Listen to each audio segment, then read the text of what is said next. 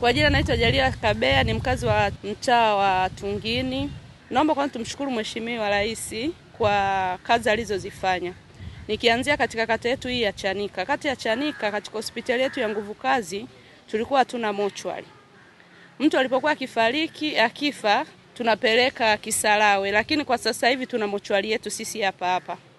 Na jambo jingine ambalo nataka kunimshukuru Mheshimiwa ni kuhusiana na swala la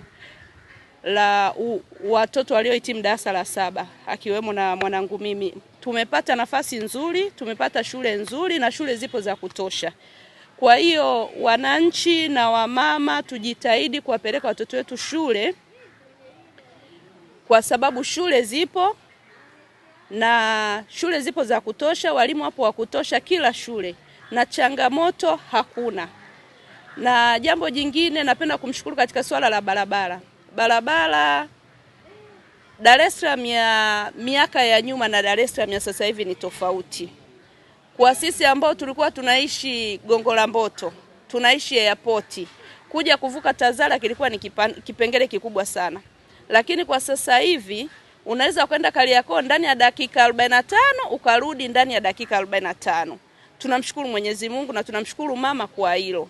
Tumuombee dua hili aendelee kuendeleza pale ambapo hamepabakisha, kwa sababu sio kusema labda yeye ni malaika ataweza kutengeneza kila kitu kwa wakati mmoja, lakini kwa haya aliyoyafanya tuwe na roho za shukrani. Tunamshukuru sana mheshimiwa. Hata katika masuala yetu ya mikopo yetu ya halmashauri, sisi kati ya Chanika tumepokea vikundi 51. Kati ya vikundi 51 baadhi ya vikundi vimeshapata na baadhi ya vikundi viko kwenye mchakato, na vikundi ambavyo vitakuwa vijapata mkopo ni kutokana na changamoto ndogo za sisi wa mama.